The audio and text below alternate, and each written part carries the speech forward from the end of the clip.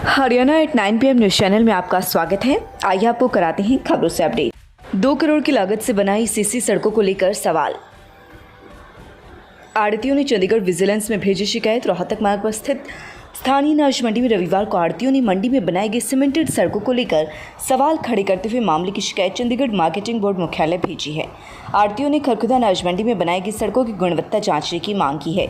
आढ़तियों की शिकायत है कि जिस समय मटेरियल का प्रयोग किया जा रहा था उस समय भी स्थानीय अधिकारियों को शिकायत दी गई थी, लेकिन अधिकारियों ने इस तरफ कोई ध्यान नहीं दिया। आढ़तियों के मुताबिक जो सीमेंट इन सड़कों में लगाई गई है वह रोजाना उतर रही है, जिसका पाउडर बनकर मंडियों में उड़ता है, जो बीमारी का कारण बन रहा है।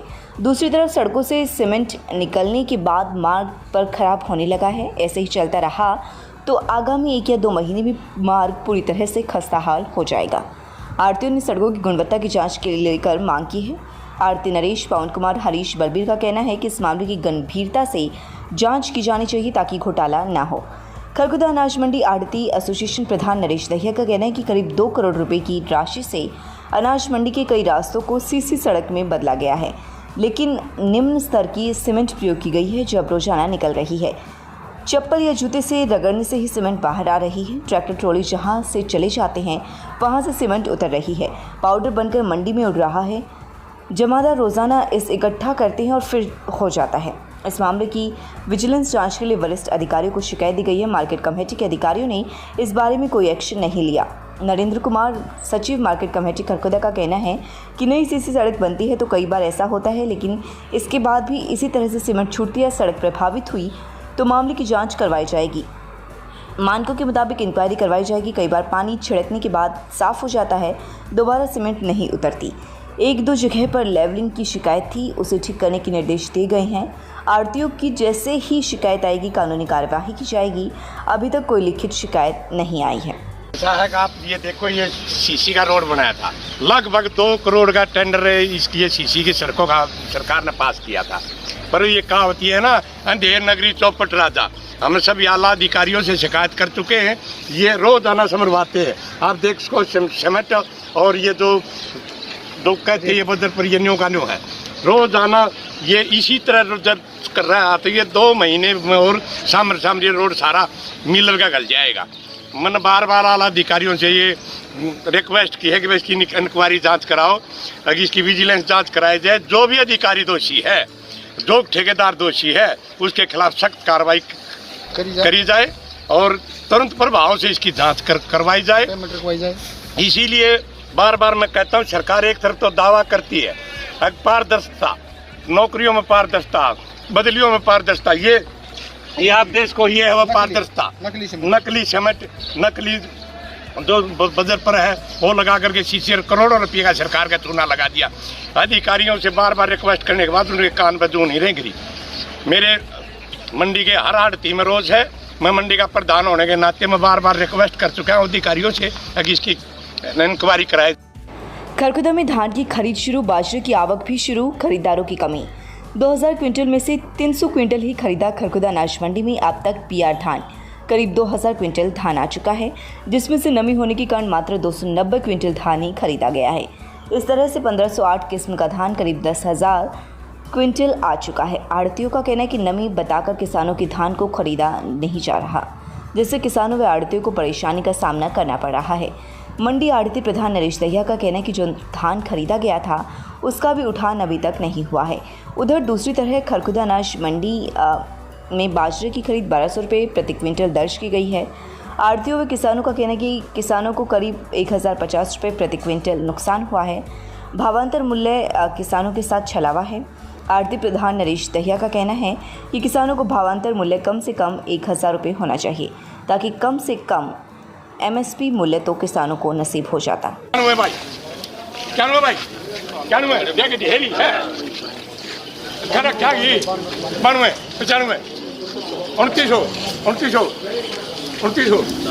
भाई 2 3 4 11 12 15 21 31 35 41 45